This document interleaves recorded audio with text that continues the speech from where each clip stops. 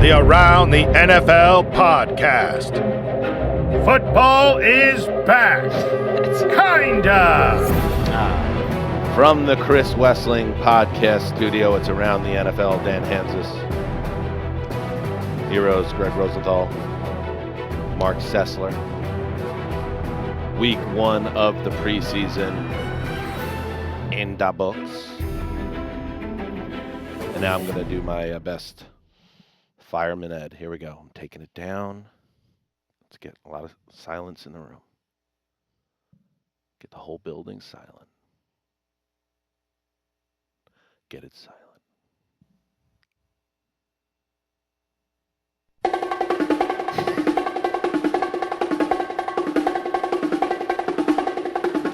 It's a nice little surprise.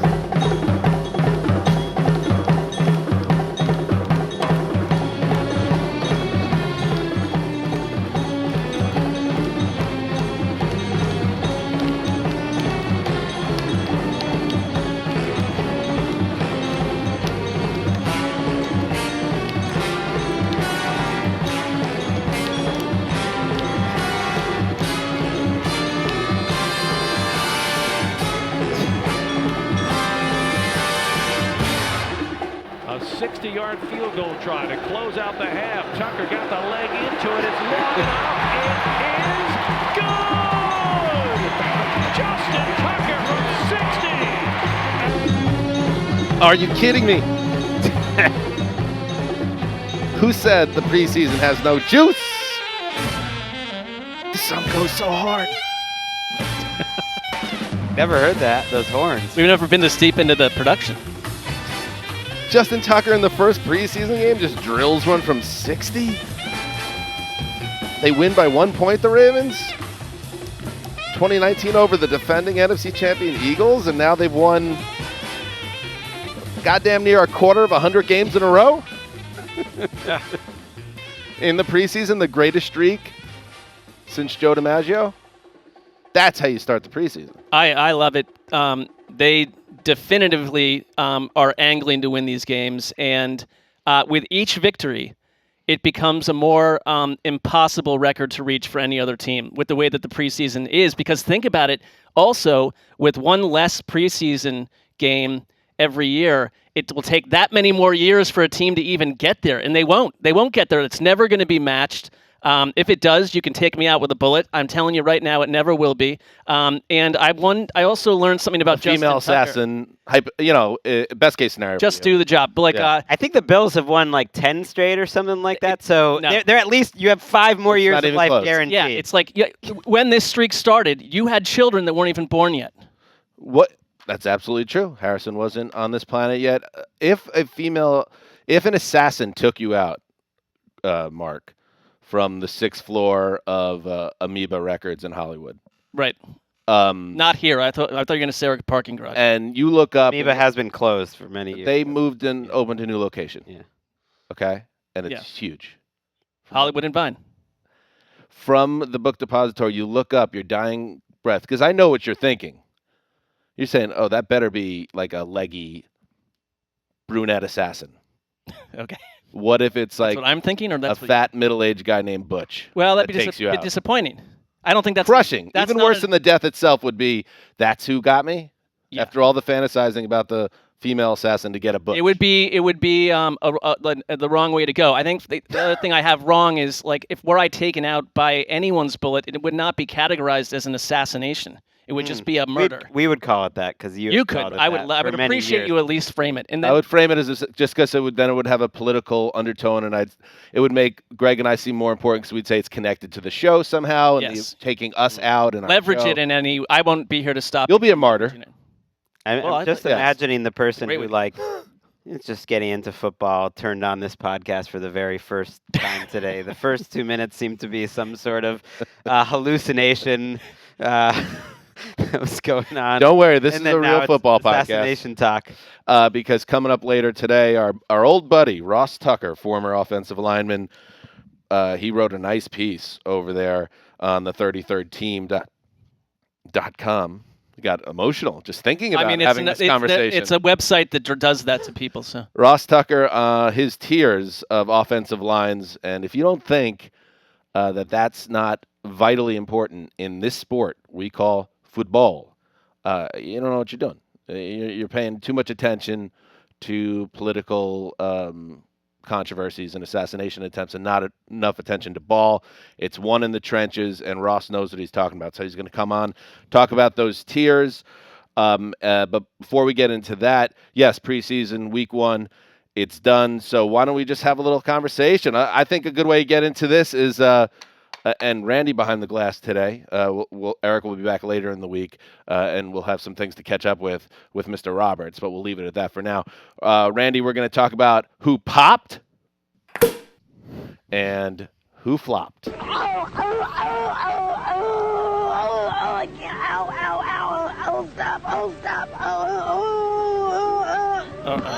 I can't breathe.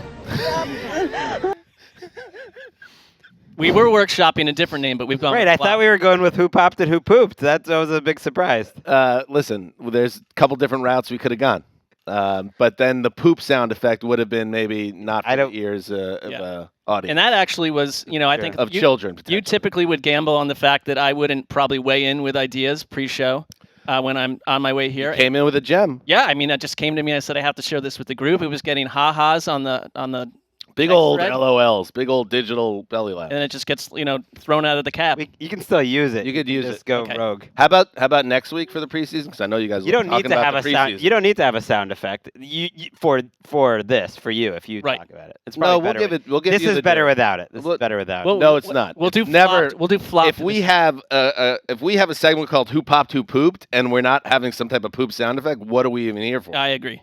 So next time we do preseason takeaways, okay, we'll call it that name. That's fair. How about I think it's equitable. Equitable's right. Well, we're a team, so you use everyone's ideas. See how that works, Greg? I love it. See the togetherness, the teamwork. Football is back. Kind of. Who popped in week 1 of the preseason? Greg, I'll start with you. I'm going to start with the same note I started my 68 takeaways from the first week of the preseason. You can check that out on NFL.com. I thought you have to start with Damar Hamlin just because of everything that we watched and went through last year, that he went through, rather, and to see him out on the field. And, we've been taking these steps in the process that, you expected him to be back, but it still was different, at least for me as a viewer, watching him out on that field. And he was very active. Any hesitation you thought he might have had, any worries, you couldn't see that on the field. He was knifing down. He was very active in the run game. He was blitzing. They almost felt like they were trying to get involved. And our friend Cynthia Freeland was doing the game on the sidelines. And she noted, on top of Hamlin being back, and that's such a great story, he's part of such a deep safety group there. It might be the best safety group in the entire NFL, with Micah Hyde is back, Jordan Poyer's back, you brought in Taylor Rapp, Hamlin's out there making plays. It was the first time since Thanksgiving of 2021 that Hyde, Poyer, and Tre'Davious White were all on the field together. So that was just great to see, and it's one of those things in the preseason that, when we first heard that he's coming back, you're like, okay, that feels almost strange, but it's also exciting. We'll see what happens, but it's happening, and it's exciting to see. I do wonder, if the Bills get into a weird situation, they're so deep at the position that if Hamlin, has a so-so preseason and from run up to the regular season, are they ever in a position where they have to part ways with him despite the great story behind it? I don't think so, just because he was such a valuable player for them. He's a good special teamer. I think, you carry 4 or 5 safeties, and I think if he had come back and wasn't sure of himself, but by all accounts, in terms of the practice reports and what we saw on the field, how they were using him, he's going to be a 3rd and 4th safety. They love their secondary, and they're not very good at cornerback. I would say they're not sure if they're going to start their first-round pick from a year ago, Kyer Elam. And what I've noticed, a little bit of a trend around the league, is a lot of teams are saying, look, we have 3 good safeties. Let's keep them on the field as starters and only have 2 cornerbacks. I'm thinking of the Seahawks are a little like that. The Lions are a little bit. And I think the Bills could be like that too, where they have 3 safeties on the field most of the time. How about you, Mark? Give me a pop. I can't go flop. Let's stay positive to start. We'll get there. You always want to go negative. No, I was interested in a flop scenario. But You'll get the first flop. So okay, that's fine. Greg can't take it. More teamwork. Because I know you're worried he'll take your flop, and then now I'm looking over there. I can see. Don't let him see your screen. I don't know why Greg does that. I don't know either. It's violating. It's sort of like an announced lack of integrity. It's not. You're just announcing it. How can you just not? You're how trumpeting. Can you not see it? It's right there in front of you. Go ahead. I've been talking this team up. Wait 1 second. Yeah. Do you like when Greg looks at your screen? I've made it very clear that it's weird to me, and I'll I don't stop like it. I'll try to stop it. I mean, you knew that though. I'll try to. It doesn't stop you though. You can't stop. I'll try to stop it. I use a lot of highlighters and different colored fonts, and I think Greg Marc, is attracted to face as he's speaking, and the screen's just like right there. It's hard to avoid. It is in your sight line, but Stay locked in on those icy blues. Right. On some level, you wanted that seat on the corner. You didn't want the middle. He did. He was very strong about it. That was part of it. Oh, so it's it's a little constant revenge needling. The new listeners still like, will you ever get to football?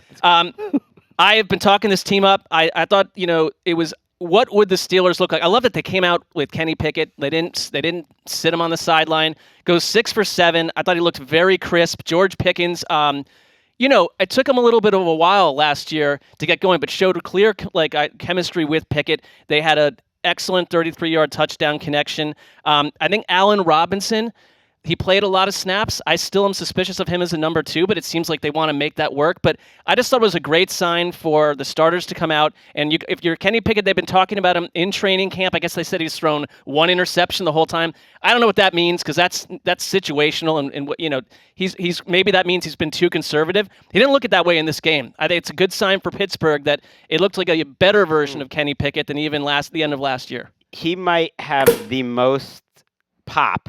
From our friend Daniel Jeremiah, from lots of national people, lots of local people, just saying in terms of year 1 to year 2 leap and what you see in training camp, Pickett pop has been happening. So it's nice to see that confirmed. Yeah. And to your point about Robinson, I'm riding this Calvin Austin train here. Maybe it's just because he's 5'8", like 168, and that it's fun to see those guys on the field. He was injured most of last year. Look, he was their leading rusher in this game. He was their leading receiver, caught a long touchdown. Like, that might be your third receiver if Allen Robinson doesn't work out. Calvin Austin is kind of fun. And remember that guy, Broderick Jones, who everyone was like, oh, they stole Broderick Jones. This is where it's like, oh, you plug and play. He's your starter for 10 years, and everyone puts him in as a starter in the depth chart. It sounds like he's probably not going to start, which I was surprised to read that on The Athletic, that Dan Moore, who was their starter a year ago, is probably going to remain the starter. That's really surprising. And that he would be the swing tackle. So these are little things you learn in the preseason, actually, because he's not working with the starters. Yeah, I got a pop that I know America might not be ready for this. And I'm not saying that I'm rooting for it either, but you know what? At a certain point, we're moving forward. Mark, the Browns are going to be good this year. The Browns could be really good this year. We talked about a smart football person and Aaron Schatz about their defense, how he sees that as a top 10 unit. We're going to talk to Ross Tucker a little later. He sees them as having one of the best offensive lines in the league. They have the best running back in the league. They have weapons at the playmaker as receivers. And it was very short, it was a very small window, but I thought Deshaun Watson looked like Deshaun Watson in his one series. Again, that's why I don't go crazy about the preseason because it's such a small sample size. But he threw the ball well and he scrambled well. He looked quick. He looked agile. He looked like the guy that was a very, very good superstar level quarterback with the Texans. I think there's a better chance we see a very good Deshaun Watson to great Deshaun Watson than the bad 6-game sample. And it's just on my radar as the season gets closer and we'll be making our predictions come September, who's going to win that division. I would not be surprised if the Browns have a big year here, and whether we want it or not, Watson, he's going to get another tune-up apparently before the end of the preseason. If this offense hits the ground running, it would not shock me at all. Good start for Watson in that offense. Well, I thought Aaron Schatz put it really well in how they kind of view what the Browns might be. It's like, do you take that 6-game sample size, which happened obviously after a massive hiatus from playing in a weird situation? I think there was a lot of neck-up stuff going on with the entire team and Watson. Or do you take the rest of his career and assume that at his age, he's not even very old, that like he still has that athletic ability? So that was the missing component, or the unknown component for Cleveland. If he flips the switch, like the thing that I think people forget about the Browns in general is because Andrew Berry got pulled into all this, and the whole organization was distasteful to so many for their pursuit of Watson, that you forget that Andrew Berry was one of the better young general managers in football before this. And the roster, they had some holes coming into this offseason. We talked about that. Shored up the defensive line, the O-line, where it's like sometimes you only have like a 3-year window on these O-lines. And like Cleveland's is still really strong. Ross Tucker will confirm that later when we talk to him. The defense seems to be better. They've got a better coordinator in Jim Schwartz. So it is arrow up. I think for me, Greg, like the one question is, there are all these little whispers like, does Kevin Stefanski's system and the Deshaun Watson skill set really marry the way you'd want? I think that was my takeaway from that brief time, was how much he scrambled and moved. Like, a lot of that was just freelancing, and whether he's going to have the freedom or just chooses to do that more, and that makes sense. That's a strength of his. Like, half the snaps, he was essentially making plays on his own, either scrambling or moving outside the pocket, and he looked effective doing it in limited time. And you can do that when you have a great offensive line. A great offensive line can really bring out the best in a great scramble. And this is final note on Stefanski. He made the most out of Jake Brisket last year. He made the most out of Baker Mayfield. Now, if he actually has a really good quarterback, I don't know, Mark. I'm feeling it. I'm feeling it a little bit. I'm feeling a spicy 12. It's a crazy AFC. 12, You need a couple of these in that teams to division. You need a couple of these AFC East team that everyone's just ticketing to the playoffs to fall off a little bit. I can see it all. I'm more skeptical on whether it's going to work with Watson and the offense just in general, being like a top 10, top 5 type of offense. You look at the rest of the rosters in that division. To me, their roster, as good as it is, it's not any better than the Bengals or the Ravens, and maybe not the Steelers either. So it's just a bloodbath. Yeah, but DVOA, like before the season, curtailed with Watson, like with Jacoby Brissett in there, they were really effective with Jacoby Brissett. Right.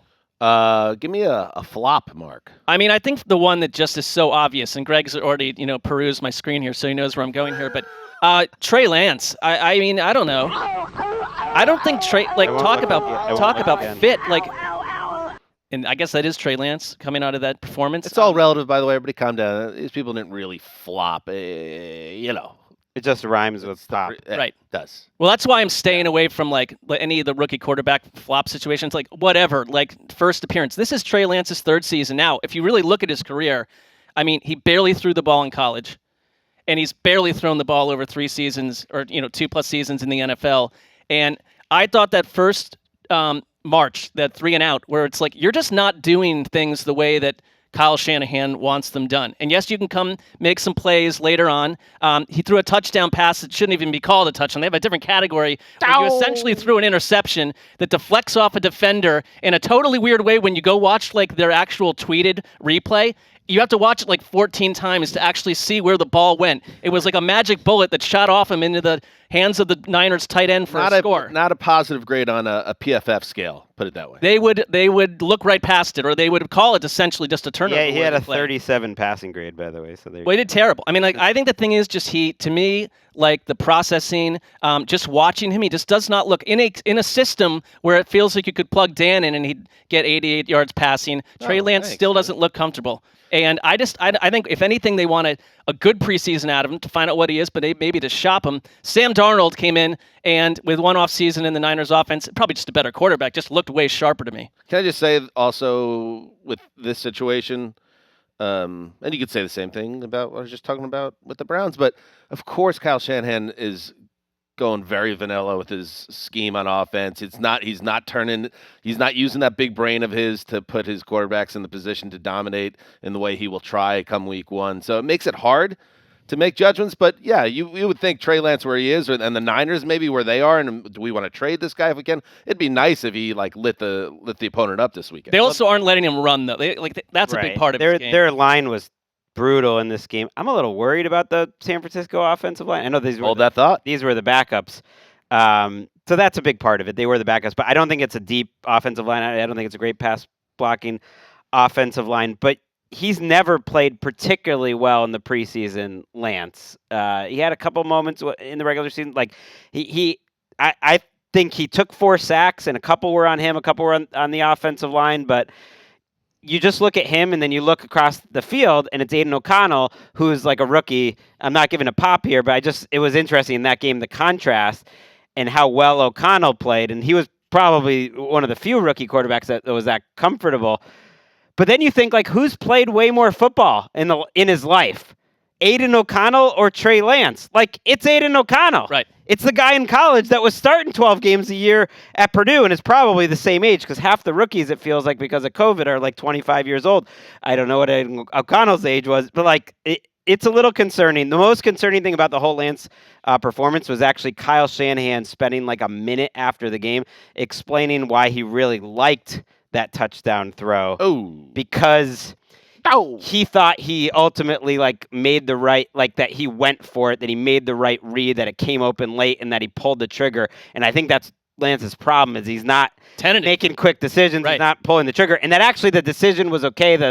He thought the throw was a bit off, and the defense made a nice play on it that was surprising. And like that, if that was where you're trying to find some positives, that's troubling. All right, hold that thought. Uh-oh. Let's take a break. All right, we're back. Greg, you got a pop or a flop? Let's get to the rookie quarterbacks a little. I'm going to go flop, but I'm not going to give it to the rookie quarterback. I'll give it to the Panthers offensive line. Yes. So you can get around it. Yes. You can get around it. Because I didn't watch the Bryce Young performance live or anything. When I went back and checked it out on NFL Plus. Nice plug, bro. Nice first preseason weekend for NFL Plus. Nice. Smooth nice experience interface. Very for nice. me. When I went back to watch it, I was expecting it was going to be ugly. It's like Bryce Young didn't do anything wrong in that game. There was not really much he could do. There was one play that was kind of nice where he got to his second read pretty quickly, made a nice throw. But man, he got decked 3 times. There's this whole idea that Ike Okongwu and our colleague Steve Smith said look, he looks like one of the best left tackles in the league in practice. He was a bit of a disaster as a rookie, and he was in this game. And there's this idea that the Panthers have this good offensive line, sneaky good actually a year ago. But then you have a new coach, and you have a new offensive line coach. You have a new system, and people don't really pay attention to this stuff. But, oh, by the way, your 2 starters at guards are coming off of massive injuries, one of them who's still out, Austin Corbett. And, okay, that's a lot of ifs then. Offensive line play, and we'll talk about it with Ross, is not necessarily consistent year to year, especially when you're changing schemes. And so that was very concerning, seeing that man get decked that quickly. I don't think he really did anything wrong. Maybe there was one ball he would like to have back. There wasn't really much to it, but nice job by the Jets defensive line. See that Will McDonald spin move? I like this Jets Jermaine Johnson. Hello. edge rushing group, and it's Quinnen Williams. Bryce and Huff. you don't want to put it all on defense, but man, that Jets defense on paper is as talented as just about anyone. I mean, I thought it had to happen at some point. Solomon Thomas just flattens Bryce Young, and he got right up, said he didn't even feel it. I mean, I don't know why. Why is that so surprising? He's been playing football. He a got ton, decked all the time at Alabama. Right. He was hit as hard as any college quarterback I watched that. Right, team. but it's just this thing that people were waiting to see. So that's fine. I mean, my problem is I don't know how to really assess Bryce Young if he's this preseason, if he's going to be playing behind a line like this, because it's Bryce Young under constant It's duress. going to be a bad year. Well, I don't know. It shouldn't be like that If every you can't week. protect But that was a a bad quarterback, day. That was a bad day. especially an undersized rookie quarterback. That's doom. They need to play at a average at least level, you'd think. But there's time. But I mean, it was a small thing, but it's Frank Reich coming out being like, well, listen, I don't really take the score into account. He's like, we are accountable for it, but it's like. Yeah, it's not a great. The score doesn't matter at all, but just sort of an uninspiring, dawn to the new era. It was 27-0. We should mention the Jets are back. Yeah, I guess we were took dominant. off that tough Browns loss. That shows the Hall of Fame resilience, though. game. That shows resilience. There it is. That's going to play well on Hard Knocks. Hard Knocks is going to play up the shutout aspect of it big time. I don't really need that. I thought that in terms of the Hard Knocks episode, when it got to the Hall of Fame game, I was like, I felt like they were filling. Let's stick to what's going on in Florham Park. We'll see. And the Hard Knocks podcast with me and Colleen They were Wolfe. doing this at the end of the last Hard Knock, just Tomorrow. stretch it out. It was interesting. Tomorrow night. Mingo started that game for the Panthers. That was one thing that was nice to see. Let's see. I have one that I want to hit. I don't have too many flops. If I'm a Dolphins fan, I want to see Mike White play a little better because you're going to see him this year in games that count. But I'm going to stick with popped. And I'm going to leave this one open because I know Greg wants to talk about it, so I'll let him do it. And I'll stick with the Bears. This is a big year for Eberflus and company, and DJ Moore was such a big get for that offense, and he scores a touchdown. Justin Fields then dumps off a pass to Khalil Herbert on 3rd and long. He goes 56 yards for a touchdown. Stiff arms a dude, takes him to the house. And this was a great stat, and I'll credit ESPN on this one. So Fields, you look at his stats, like Justin Fields, this guy's going to win the MVP. Just basically 2 quick, short passes. Yeah. But it matters because the Bears ranked last season dead last in yards after catch, 1,100 yards. They did not have a single play rack up 50 yards after catch all of last season. 0 in 17 games. They had 2 in those 2 series with Justin Fields. Is that going to continue week after week? No, it's not. But I think especially with Moore, just seeing what having a true number one, how that could help and really lead to liftoff for Justin Fields and what's such an important 3rd year for him. I mean, Moore is already part of one of the greatest plays in NFL history, that catch from P.J. Walker. It's a fact. This morning I'm glad this randomly came up, at the breakfast table. Right. Walker's got on an NFL-produced YouTube video the greatest throws of all time in NFL history. Produced by who? Walker. NFL film. Or Greg. It's like It's a Rosenthal. it's NFL films. Yeah. That P.J. Walker throw was on it. And How about this? DJ How about Moore, we DJ Moore caught it. And how about we kick the extra point?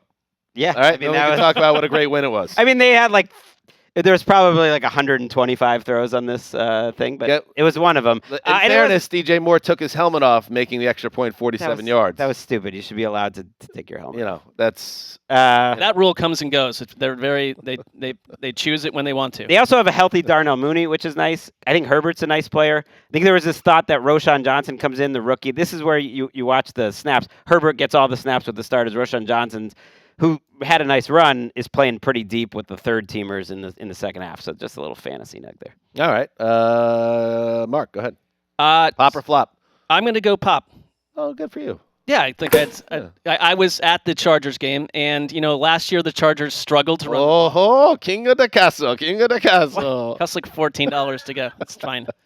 Going this week with my children too. Oh, really? Going a lot. You're really hitting But this that time, building. the children were not there Saturday. No, they weren't. No, they couldn't go to that one, but they will could've go to gone. the next one. They Just missed you and- out on the Stetson Bennett fire show. Yeah, I didn't stay for the entire thing. Just I was Mark going to with beat this crowd out of here. Was not a fire Mark show. alone Sorry. with a Diet Pepsi and his binoculars and his little clipboard. That's Just exactly taking notes. That's exactly Taking what notes was for happening. the offensive line rankings chat. But there were some huge plays from the Chargers. I think last year, they couldn't run the ball. 6.9 yards per carry against, a Rams defensive line that is Ramshackle. problematic. Yeah, 214 rushing yards. Elijah Dotson, undrafted out of Northern Colorado, had 2 crazy runs, 37 and 40 yards in the second half. They just stuck it to the Rams. Later on, I thought Easton Stick looked pretty good as a backup. I mean, some of these teams, like the Bills' backup situation we can get to at some point, is sort of a blooming disaster. And, Easton Stick looked as good as he's ever looked, and it was really, he ran the offense really well. I think Quentin Johnston is going to be – I think he's going to drive people nuts because he does some stuff, his hands just disappear, but then he'll make a crazy play, and you can see it all. There's this guy, Darius Davis, who another rookie out of TCU, who had an 81-yard punt return for a touchdown. So I don't know, these guys seem like they want to be a more physical team under Kellen Moore on the ground, and in the one game we've seen it showed. Davis, I think, is going to be a story this year. He was the best returner in college football. That one return was enough for me. Yeah. Because it wasn't really about the blocking. It was about the hesitation and the burst and the vision. And it reminded me exactly of Kevontae Turpin of the Cowboys last year, who popped a couple in the preseason. You were like, oh, wow, is that a guy? And he ended up being a total game changer for the Cowboys, one of the best return men in the league. Quentin Johnston's on my radar. Not a guy I would want to take in fantasy. No. I think he's going to be their 4th receiver.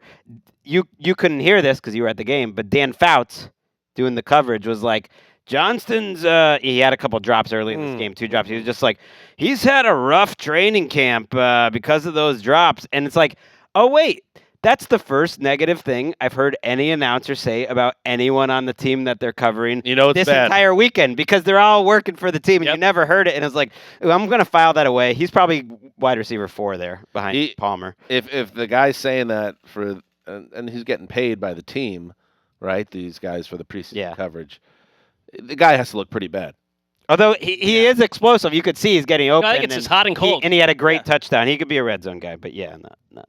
All right, Greg, you have so many. You have Too 63 many. Takes. Too many. So you got to throw out another I one. want to go with what's the most surprising. Well, we should hit the quarterback stuff. Let's go Baker playing. Just because I think it's newsworthy. Baker played well, composed, and Kyle Trask wasn't a disaster, but wasn't good. So it was a clear and decisive Baker victory in preseason game 1, and then because I'm writing that article, I checked out a little Pewter Report action. Bucks coverage. Well, you got to do that. They noticed that Baker had his best practice day of the year on Sunday and threw a bunch of touchdowns, and Trask had a bad day. So it feels like there's separation created. No big surprise there, but just so you know, it looks like Baker's going to be the guy. Trask will get to start preseason week 2, but I think that's going to be his last time in the competition. All right, I gave you a chance, Greg, and so now I'll bring it up. I thought the Saints looked good in limited time. Derek Carr in the field. It's like the Joker movie, the Todd Phillips one. So many things. So many Batman-related things. Jetson and Flotsam that you got to differentiate. The Todd Phillips film, the Joker. Right. I think Derek Carr is good. I'm tired of pretending he's not. I think he's going to do well in that offense, playing in the dome. And Greggy, Alvin Kamara did look very feisty and frisky in his limited play as well. Nice little burst. It's unfortunate that he's not going to be around for the start of the season. That's his own doing with his suspension. And it's also unfortunate that Kendry Miller, their rookie, injured his knee in the game. I don't know how serious it is, but we were told it's a sprain that could go in 2 very different directions. It's from Dennis Allen. So they have depth issues there, of course. He might sign someone. So somebody's coming into that building, regardless, it sounds like. But Carr, Michael Thomas, I like the vibes there if he can stay on the field. And yes, Kamara looked very good. He should be ready to roll in late September. Juwan Johnson delivering on that fantasy. Chris Olave, they've said, has been the MVP at camp there. And then it just sort of caught me by surprise when Jimmy Graham caught a catch. Right. Jimmy Graham is on this team. He's not gonna. Is he gonna make the team? I asked our friend Adam over at the Saints podcast, and was called the Saints Twitter podcast. Now I forget what it's called. They changed the name. Bad job by me. What? Because Twitter isn't a thing anymore? I guess. I don't know. Just like a rebranding. Saints X Pod is kind of cool. I don't think it was related. I think they had changed it before that happened. But he thinks Jimmy Graham's making the team. So. Well, why go through the weird. motion of bringing him back just to have him there for 3 weeks unless he can't play? Saints Block Party podcast. There we go. Oh, okay. But what did you say? He thinks Jimmy Graham's making the team. Michael Thomas, Jimmy Graham. It is weird. I like their first round pick. Looked pretty good for C. Very good. We got Ross in a couple minutes. So anything else? Go ahead. I have one that I feel is somewhere in between pop and flop because it's a rookie quarterback. I want to talk about him, but Anthony Richardson, I don't think he flopped or popped. I mean, I just think it's like a plop. Sure, it's that. Yeah. I mean, I don't want to overly critique him. I watching him, it's like you can see it. I don't know if he needs to really start the season necessarily based on what I saw. Put him underground. I thought he looked good. Well, it was fun. It was kind of what you expect. It was a lot of. He had a terrible interception, which is fine. I thought if anything though, I thought is he going to try to run out of the pocket on every play? Kind of stood in there and threw the ball. Had that bad turnover. The way he throws the ball, he's got some sidearm action, but I think his mechanics are just a little strange. They're wacky. He has a quick release, and I think he got rid of the ball quickly mostly and made good decisions. You're right. There were 2 throws that were just way off, and that's just apparently part of the package. Reminds you a little of rookie Josh Allen. But then he also ran over, who was that? Teron Johnson, I think, of the Bills. He just steamrolled him like it was a 250-pound fullback over a little child, and you're just like, oh man, that's a quarterback. And then he made a couple of really nice throws, and they like really went out of their way after the game to point out Isaiah McKenzie made a mistake on that interception, that he didn't read the blitz right. He didn't run the right route. But Richardson made a big mistake too. Is like if your receiver messes up, you could see him almost panic in real time and then just force it. You got to just throw it away or run to the sideline and eat it. But Reggie Wayne, our former colleague, was apparently very upset with Isaiah McKenzie, who like literally apologized publicly about that interception. I thought he showed enough that he's going to be the week 1 starter. Well, I mean, it's like, of course he will be. I guess it's just like he could have had a touchdown. That Alec Pierce, he threw a nice ball. Oh yeah, downfield. that was a dime. Alec Pierce dropped it and was upset at himself. I thought on that run where he bowled the guy over, it wasn't like lowering the shoulder and getting like low. Like he just basically stood up and ran through him, and it reminds you he's like as fast as people, but like 50 pounds heavier, made of muscle. It's like a young Cam. I mean, in terms of size and speed. He jumps as out. a runner. Like everyone's been saying, Young watch Allen. him and just jumps off the screen. You know what I want to give a little pop to? Just because it's newsworthy. It's not preseason, really. Joe Burrow out on the field, not only practicing aggressively. Kind of stretching pop, but yeah, okay. Yeah. Well, he like went through this whole workout and he did it in front of the cameras. So to me, that was his No, your take's good. Randy behind the glass hit pop on that. Maybe I don't know if we need. I said pop. I hear pop. I press pop. Yeah. That's okay. Listen, He's got a point. shout out to Randy. I think that was him telling the greater Cincinnati area, Chill. I'm good. Relax. So I think we'll see him back there soon. And I wouldn't be too relaxed watching, Trevor Siemian and Jake Brown and stink it up. You got to get a backup quarterback, Cincinnati. Stop messing around. Did you see the Trevor Lawrence touchdown where he evaded all? like 18 people? People were coming up to him. That like wasn't him, was it? Rourke, you mean? Yeah. Nathan Rourke. Well, he had a night. We should be so blessed to have Trevor Lawrence making that play. It was a deep backup. The Nathan Rourke Jaguars touchdown. I thought it was too. He has a similar build. No, I just saw it on like on a Twitter replay, and I was like, "That's Trevor Lawrence." Holy cow! Lawrence had a nice touchdown too, but Rourke. I was not familiar with this man. Right. Did some research. CFL product, was like in the MVP mix in the CFL this year before an injury. Very nice. That play, and Bill Barnwell, who's going to be on our show later this week doing some over-unders with us. Fun. He said, doesn't matter preseason or not, that has a chance to be the best play made by an NFL player this year. That's one of the best players I've ever seen. Whoa. Yeah, Mr. Hyperbole over here. He threw off three. It was incredible. Three guys, and then it was a great play. As his knee is half an inch off the ground, throws a dime for a game-winning touchdown with 30 seconds left. I mean, it doesn't. I just. It's not a real game, but yeah. Yeah, I just watched the NFL's greatest throws ever. I mean, put it on. It would fit. It would fit on that list. I would have ruled him in the grasp, and I would have ruled him down, and I would have waved the play. That's not fun. Personally, it was a great effort. And Mark, as you're known to always say, we're nothing without our fans. I mean, I can't have one conversation with Mark without him saying we're nothing without our fans. And with that said, let's Are you trying over. to suggest that I, in reality, could care less about our fans? No, I mean, I'm saying I very much am thankful for let's check in via X/whatever. And look at this. Look at this. Regan checks in out here at the hot-ass Bank of America Stadium watching A.A. Ron and his Jets. Can't help but think Dan Hanzus and Gregg Rosenthal of Around the NFL. You can't see my boy's Patriot cap, but he is a diehard OG Brady fan. He was born in Connecticut, after all. We love football on the ATN pod. Now, that is nice to see from the fans. It's really nice. Wait, what's that face? No, it's a nice message. She can't help but think of Dan, Greg, all the guys. Oh, there was a follow-up. Oh, yeah? Yeah. Mark 2. There it is. Oh, I got my own tweet. You got to follow up. Well, got my own tweet. after someone. Well, it's a total afterthought, but yeah.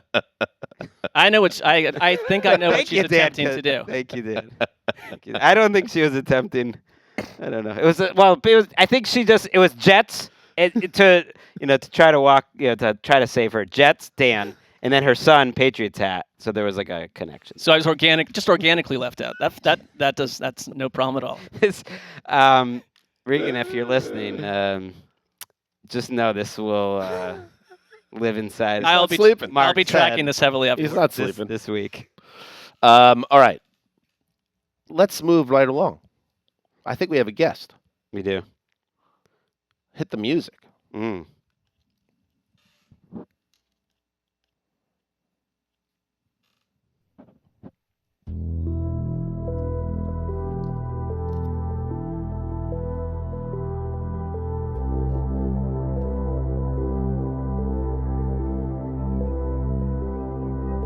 Joining us now is a former NFL offensive lineman. Played 7 years. Cowboys, Bills, Patriots, Washington football team. Guy went to Princeton. Hello. And now he does color for CBS Sports and Westwood One. He's got his own podcast. I mean, Ross Tucker. My goodness. He's got his own podcast, the Ross Tucker Football Podcast. And now he joins us to talk about his latest rankings over on the 33rd team. Ross, welcome to Around the NFL. What's up, fellas? Love the music, love the intro, and nice to see all you guys. Happy football season. Happy Ross, football You mentioned there that we're going to be hearing Ross on Sundays now on NFL games. Oh, hell yeah. That's a first. So I'm looking. Congrats on that gig. We are very serious about studying those teams and to have you crack in the rotation. That's something to look forward It to. also You puts excited you about that? in the crosshairs here. We're sometimes critical. We do rankings, so now you're part of it. That too. You know what? I am totally fine with that. That's very fair. I listen. I do rankings on Mondays on the Ross Tucker Football Podcast for the press box food for the different stadiums I'm in, and I always say I am very grateful for the free food. I am not complaining. I'm just evaluating. Right. I'm just reporting. It's my job. So as long as you guys are tough but fair, I'm fine with that. I will say this. Really excited to be in the booth, 3-man booth. Chris Lewis will do play-by-play, and then the other analyst is Jason McCourty, which I think is awesome because, number one, he just retired. Mm-hmm. Number two, I've known him since I think he was a senior in college. I've known him for a while.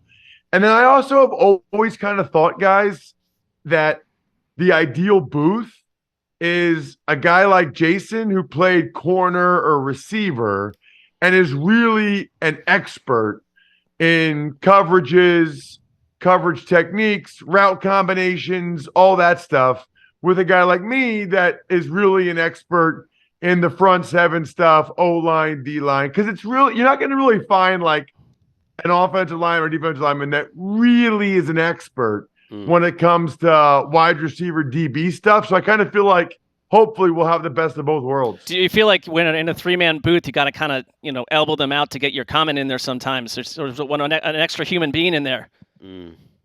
It's funny because I've done it several times now, and it is different for sure. Because when you're the only analyst, there is no question who's talking. It's right? the Ross show. It's the Ross show. Yeah, and also the play-by-play man may not even get in there. No, but the other thing is, Greg, is what people don't realize, and I said this to Jason already. The big difference between radio and television, right, is radio, which I love. I can just say whatever I want at the end of every play. TV, you gotta be talking about what's on the screen. So what that means is a lot of times, as the play is happening, I don't know if anybody's ever described this to you guys, but as the play is happening and the play-by-play guy is calling it, I am hitting the button, telling the producer and director, 53 blue telly, 53 blue telly, because the linebacker came flying through and blew up the play and made an awesome play. Or maybe they're telling me, wide receiver corner ISO. And so you got to look at the monitor a lot because it does you no good if you're looking at the field talking about the pass rush and they're showing the wide receiver and the corner's coverage on him. So there's just a lot more communication on TV, a lot more in your ear. So I bring that up to tell you guys it's a little different when it's a 3-man booth for TV like that because, what if Jason wants to talk about one thing, I want to talk about another thing. But the way it works out is there's certain camera angles, right? Like the all-22, that's going to be Jason. If we're showing the all-22, it's because it's a coverage. If we're showing a wide receiver ISO, that's going to be Jason. If we're showing the high end zone, which is the O-line, that's going to be me. So there's just things that you work through, you talk through.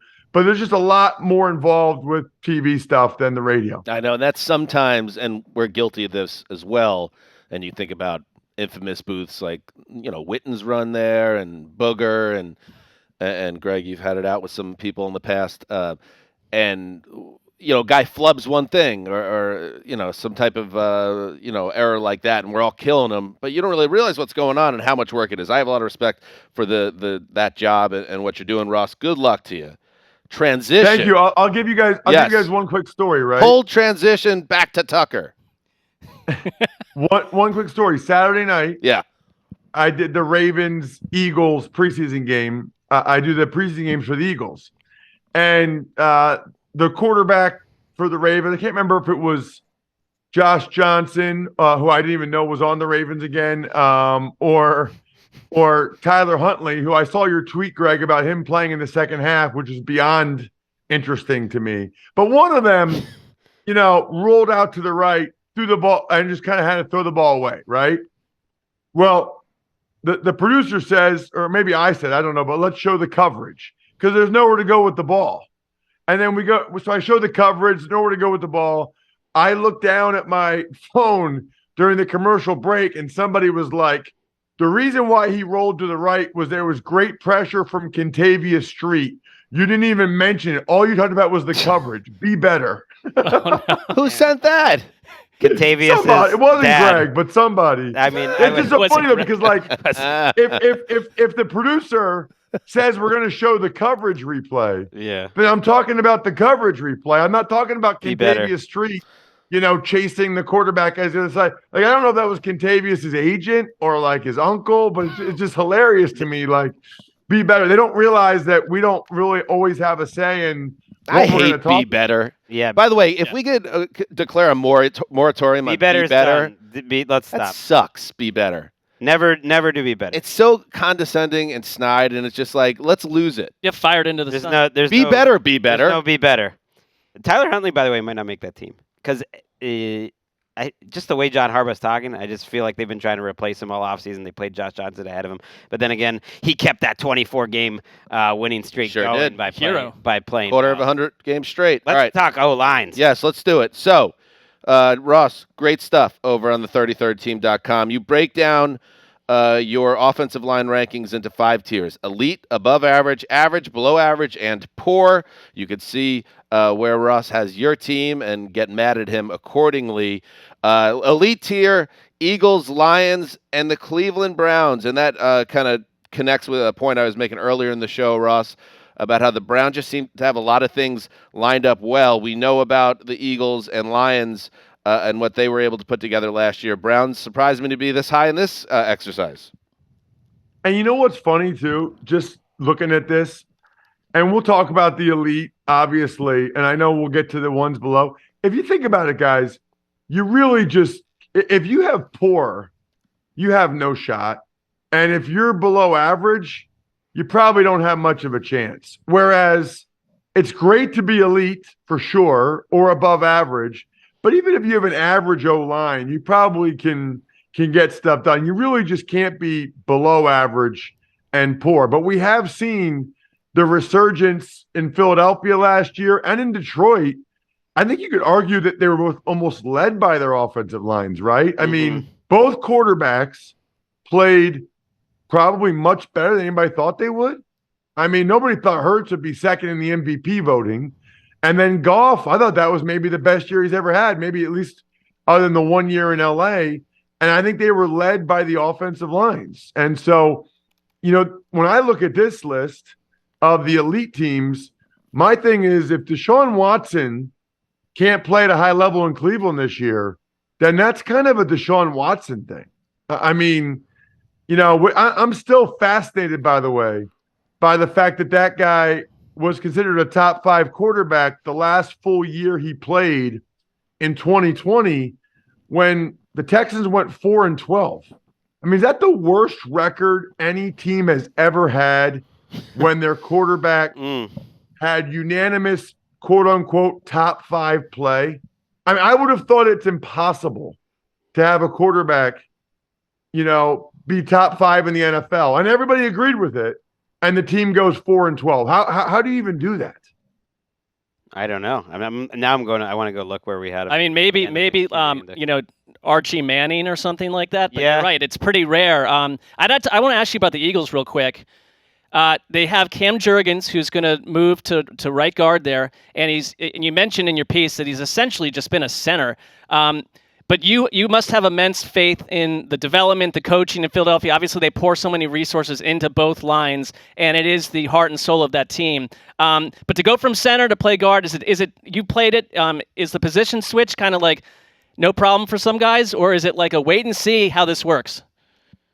So it is much different playing guard than center, and people don't realize that. The easiest way to describe it is when you're center, there's no real neutral zone. The nose tackle's right there. And so you kind of just snap the ball and like grab them with the other hand. And you're very rarely isolated one-on-one in pass protection. You usually have one of the guards helping you at least initially. Whereas guard, there's space, a little bit of time, and a lot of times you're one-on-one against an Aaron Donald or whoever, and they basically have a two-way go. So the pass protect, the way I always describe it is like, I could have started a whole year at center and been fine. I could have even, the way we slid left so much, I could have started a whole year at left guard and been okay. And it's changed a little bit, but right guard, with the amount of one-on-ones they get, that's when I got exposed. Like I couldn't hold up against really good interior rushers over a long period of time. And so I was worried about Cam Jurgens, really worried. I mean, this is a guy that played tight end his first 2 or 3 years at Nebraska. They just moved him to center, and he was unbelievable last year in the preseason for the Eagles as a center. Now, I didn't watch him take any reps at guard in practice. I don't even know how many he did last year.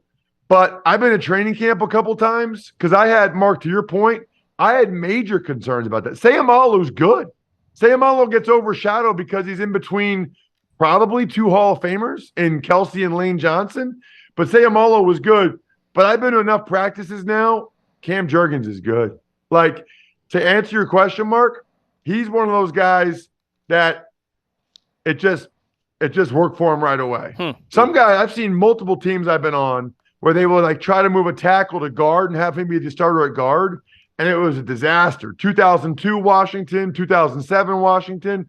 Whereas Jurgens, I mean, I don't know how the OTAs went, but watching him in training camp, watching him in one-on-ones and going against Fletcher Cox, he's not going to be a problem at all. In fact, he's going to be really, really good. That was just a good pick. Along like the just in terms of trench talk from somebody who's done it, because you're hearing about it. You have, in the below average tier, you start with the Jets at 24, and this is less about the Jets and more just about what you're hearing about Mekhi Becton, about how drafted as a left tackle, they're trying to make it work at right tackle, and you hear these guys that get flipped on each side of the line say it's like learning a new position and having to do everything backwards. Is that like one of those things where, like patting your head and rubbing your belly? Some people can do it, some people can't. And how difficult is that a task to flip from one side to the other and expect to pick it up in the middle of the summer with games that count right around the corner? So have you guys, any of you guys ever like broken your throwing hand or your writing hand or wrist or anything like that? Because that's the way I always describe it to people. It's like I broke my I actually had a bad, it's a long story, but I had a snowblower incident when I was in 9th grade, okay, with my right hand. So I couldn't use my right hand for a while as that was healing. So I just started, playing basketball and stuff with my left hand, and I got pretty good at it. But it was never quite as good as my right hand, and it took me a while. That's it's similar to that, right? Like you're still just dribbling a ball, or you're still just writing, but it's not a hand that you've used over and over again. So it's a different stance and a different weight transfer. So picture like 3 hours a day, every day, you're in this exact same stance, and every step you take is pushing off your left foot and left leg because you're in a right-handed stance.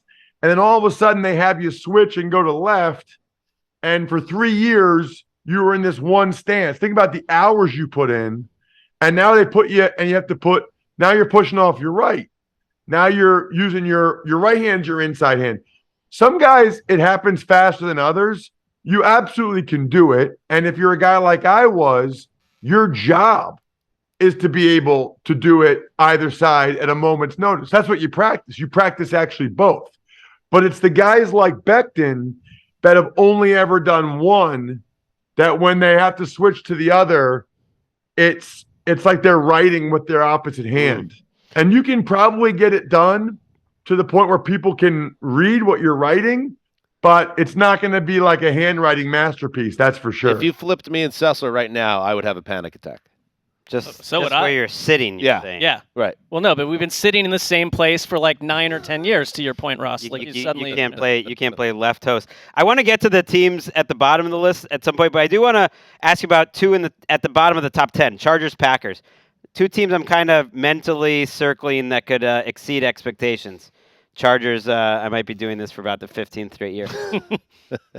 I mean, these two offensive lines to me have a very high ceiling. I keep looking at the Chargers offensive line and I'm thinking, like, why couldn't this be the best offensive line in the league or close to it? Rashawn Slater's back at left tackle.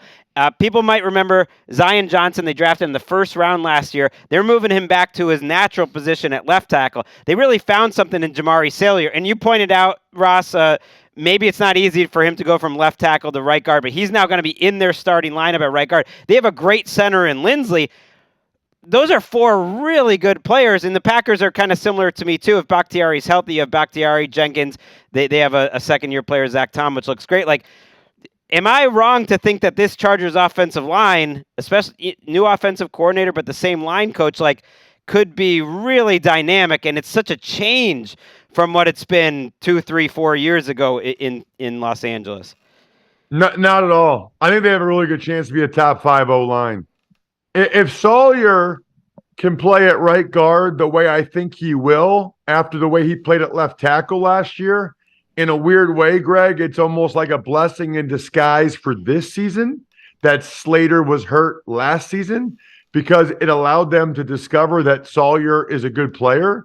And even right tackle, which had just been such a disaster for them for multiple years, I think Pipkins is solid now. I think Pipkins is fine. So I think they have a real chance to be a top 5 O-line. I think the question mark is moving a couple guys around. You know, you don't see that at other places necessarily. And how Pipkins and Salyer play next to each other is the only thing really preventing them. Because I think the left side and Lindsey will be awesome. And then for the Packers, it's really just a Bakhtiari health thing. You know, I mean, I can't remember the last time they're telling us he's fine now. I mean, it felt like 2 seasons in a row, maybe longer than that. He kept going in and out of the lineup and having his knee drained. I really thought he was done, to be honest with you. I thought this isn't going to happen for him. I'm really happy for him. It sounds like they think he'll be able to play the whole year, which is kind of remarkable because I think he got hurt 3 seasons ago, and this will be the first time where they really think he's all the way back. I'm sure they're managing it, but I kind of thought last year when he was in and out that he was just going to be done. Isn't he kind of like the offensive line version of Michael Thomas? Like you want this guy, he could be a difference maker and a star, and then you pencil him in August and you just cross your fingers at this point, but he has that level of upside. All pro 5 straight years, first or second team. You're right. Yeah, he feels like about as big of like a X factor for any team. Especially with a young quarterback.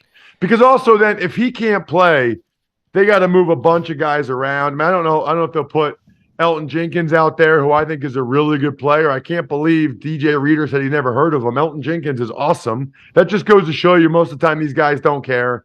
They don't pay attention to offensive linemen from teams they don't play against. Because Elton Jenkins is really good. Like, he's a really good player. So, yeah, I think if Bakhtiari stays healthy, they're top 10. If he's not, then they're very average at best. So the Titans, interesting case study, because I think if you were a super casual fan, you probably still think, because that's been their identity, that they still have this strong offensive line. They're a disaster. They're number 32 on your list. That's a free fall from where they were 700 days ago. What is the team that in this offseason did the most to improve their ranking? Who did the most? So to your point first, Mark, it's funny. My first game for CBS week 1 will be the Titans at the Saints. So really looking forward to being in Gregg Rosenthal's city in New Orleans. Do they have any good food down there? I like food, if you guys didn't know. I think but it's on you if you don't find good food. Yeah, really. So, but Mark, it's so the Titans are like the best example maybe I've ever seen of how fast the NFL can come at you. It feels like it was 2 years ago that they may have had the best O-line in the league, and it was like Taylor Lewan, Roger Saffold, Ben Jones, Nate Davis, Jack Conklin. Maybe that was 3 years ago, but now it's like they're all gone. Like not one of those guys is there anymore. Like that's how fast it can change. They need Dillard to play well at left tackle. That way they can keep Skoronski at guard, and if they do that, I think they'll be in pretty good shape. It's funny. I guess to answer your question, I would say Denver. The two that jump out to me are probably Denver, Pittsburgh, and Chicago. That's 3, by the way. But Denver, bringing in McGlinchey and Powers, although that remains to be seen. Like just because a team pays to bring in 2 established starters from other teams doesn't necessarily mean those guys are always going to play quite as well in their new city or with new teammates. But certainly Denver went up in my rankings because of adding those 2 guys. And then Pittsburgh and Chicago, I mentioned earlier in the show, I think Sayamalo is a really good player. And so for Pittsburgh to get kind of his veteran presence and to have him next to, if Broderick Jones ends up starting at some point at left tackle, the rookie first rounder, I think it's invaluable to have Sayamalo next to him. Yeah, Jason Kelsey for Philadelphia said that Sayamalo is the smartest player ever played with. Wow. So that really helps a rookie like Broderick Jones. Sayamalo can essentially just make sure he knows who to block every play. That's a big step in the right direction. And then, the Bears are kind of the opposite of the Titans. Last year, the only reason why I didn't have the Bears ranked 33rd is because there's only 32 teams. I mean, last year I thought the Bears O-line would be a disaster. But what happened is it turns out that Tevin Jenkins, of all people, who had been a bust for 2 years in a row at tackle, is a good guard. And they had a rookie 5th-round pick from Southern Utah named Braxton Jones, who I think is a starting left tackle in the league and pretty good. And then they added Nate Davis in free agency to play right guard. And they've got Darnell Wright, who I loved out of college, to play right tackle from Tennessee. And that enables them to have Whitehair at center, which is definitely his best spot. And now all of a sudden the Bears go from me thinking that they were poor last year to average this year, which makes a really, really big difference for Fields and the offensive skill guys in Chicago. Very good. Ross Tucker, you've said it all. Good man. Good luck in the booth. We will be, listen, are we going to be fair? Yes. But are we going to be rooting for you?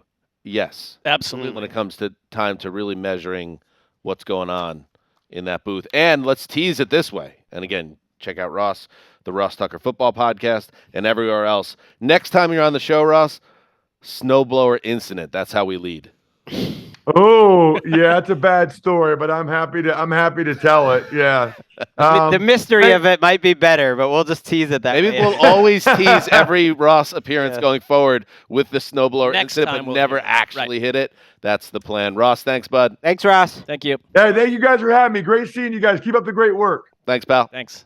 There he goes. Just so everybody knows, Ross's countdown 1 through 10 is Eagles, Lions, Browns, Chiefs, Ravens, Cowboys, Falcons. Some of the teams towards Vikings, Chargers, Packers. Some of the teams towards the bottom are more like, we expect the Seahawks to be good. He had him 26th. The Jaguars fans, I think, will take some issue with them being He factored in the 31st. suspension of their left tackle. Sure, they drafted Anton Harrison, who looked okay this weekend. I think he's playing right tackle. You got Walker. I mean, it makes or breaks team. If they really were the 31st offensive line, then they're being overrated. Same like Seahawks, he had 26. We'll see.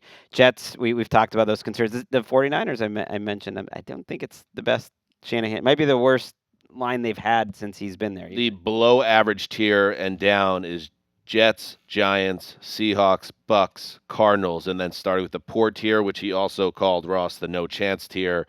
Commanders, that seems problematic with a young quarterback. Rams, Jaguars, and as we said, the Titans. That is 5 playoff teams from a year ago. Someone once fair, dog. It's fair. Justin Graver can't be very happy about this either. I would love our old producer. Oh, they were a disaster this weekend, and on paper they are a disaster. They actually had one of the more surprising storylines. I know we're getting going, but like the fact that Malik Willis versus Will Levis is a legit battle, and people thought it was going to be Will Levis versus Tannehill, and Willis looked much better than he did a year ago, and Levis looked like a lot of the rookies a little overwhelmed and is playing behind Willis right now. It's one of the more surprising storylines, and they're all in deep trouble behind that offense. Well, that's the thing. Like, you got half these guys playing behind the starters of the 32nd ranked line in the league. Right. Backups to the worst line. So it's like, and you got, that, Will Levis, like, I'd start him a game or two just to see him behind some starters. Maybe they'll flip him. But I really feel like Tannehill's been done dirty. Done a disservice. Tough stitch. Two quick running back notes before we say goodbye. One, Rap Sheet reports that Jonathan Taylor, who has been away from the team, getting additional rehab on his ankle. That's one way to put it. The other way to put it is he's pissed because they won't pay him, the Colts being the they. He's back with the Indy as of Monday. He remains on the PUP list, and his stance, according to Ian, has not changed, but he has returned. And in other news, Kendry Miller, I mentioned him earlier in the show, the Saints rookie running back, reporting out there now from ESPN. He is not expected to miss extensive time after leaving that game with a knee injury, according to a source. Good news. There is one other. J.K. Dobbins has been activated from the PUP list. Oh, great. Whenever the hold-in situation Nice little bundle there of running back news to close the show. Backfield bundle. Beautiful. Speaking of beautiful, great work, pinch hitting, Randy Chavez. Total confidence that he would succeed. Christy Stapleton behind, waving her arms. Why don't I get the respect? I was going to say, Christy's really the reason why this ship didn't go down. So that's the leader that you are. And you don't have that funk music, by the way, do you? I do. Because if you do, I'd really love to Okay. sing your praises. And yeah, Christy as well. A little funk. Jake Funk he got through the line a couple times for the Colts in limited action. Who was surprised? Not you. Not at all. That's how it works. I think this is it. They only need like 4 more people to get hurt or hold out, or He'll always find out. He'll find out. it's his time.